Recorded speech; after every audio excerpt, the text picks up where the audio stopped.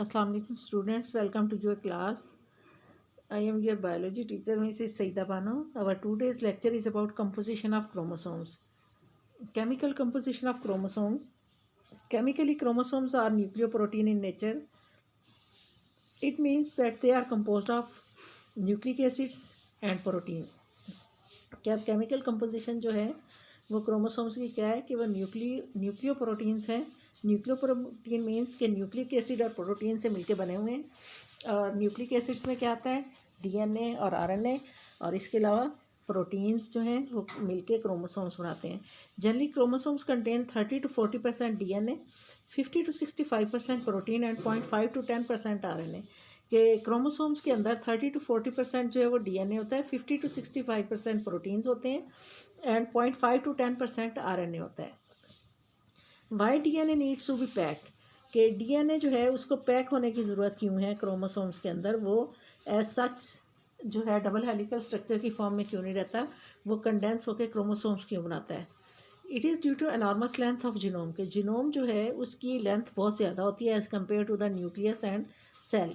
Human genome has 23 pairs of chromosomes. Average length is 1.3 into 10⁻⁸ base pairs approximately.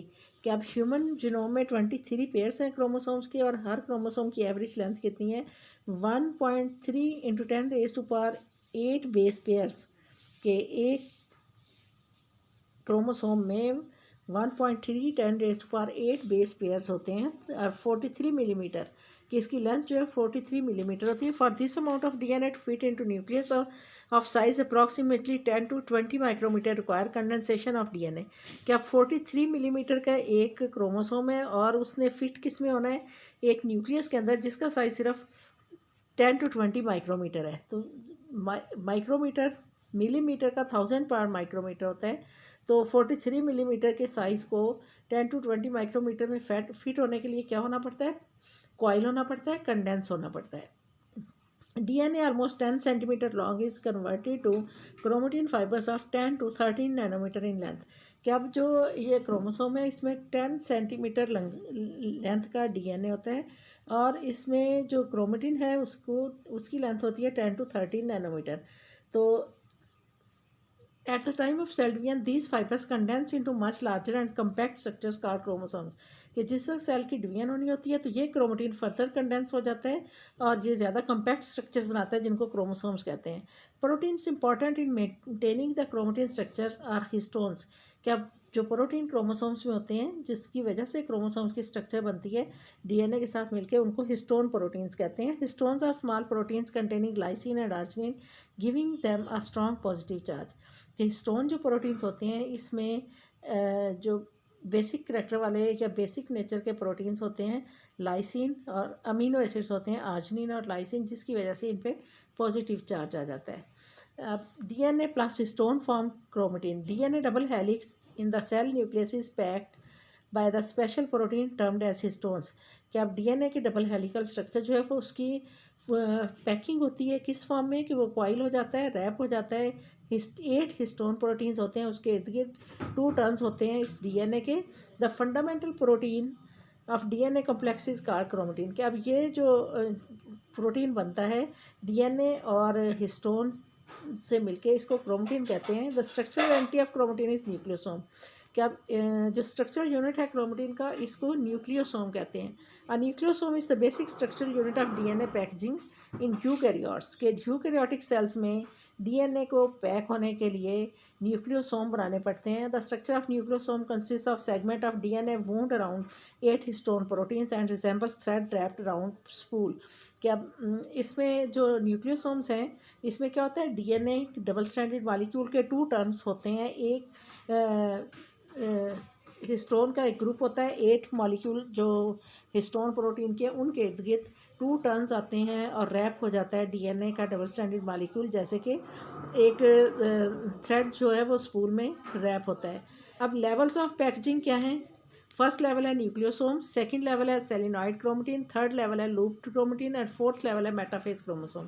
कि अब ये देखें कि फर्स्ट लेवल पे डबल स्ट्रैंडेड डीएनए का हेलिकल स्ट्रक्चर है, फिर इसमें कॉइलिंग होती है, हिस्टोन प्रोटीन्स के इर्द गिर्द न्यूक्लियोसोम्स बनते हैं. अब न्यूक्लियोसोम जो हैं वो कॉइल होते हैं तो वो क्या बनाते हैं, chromatin.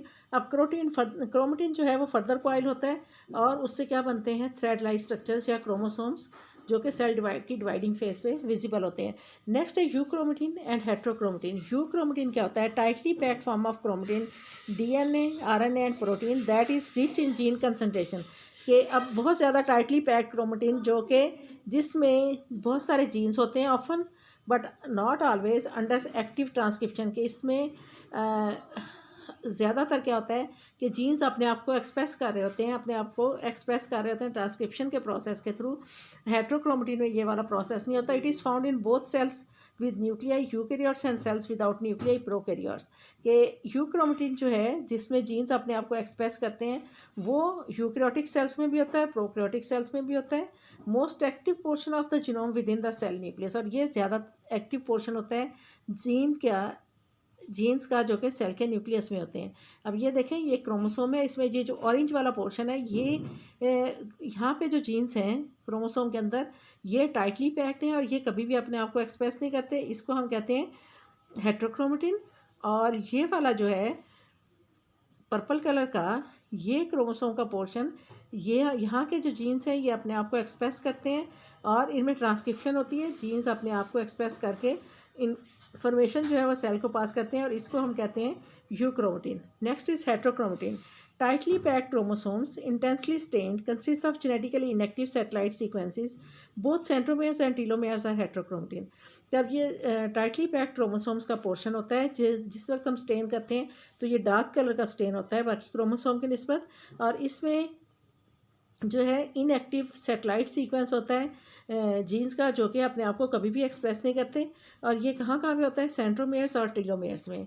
That's all from today's lecture students. अल्लाह हाफिज़।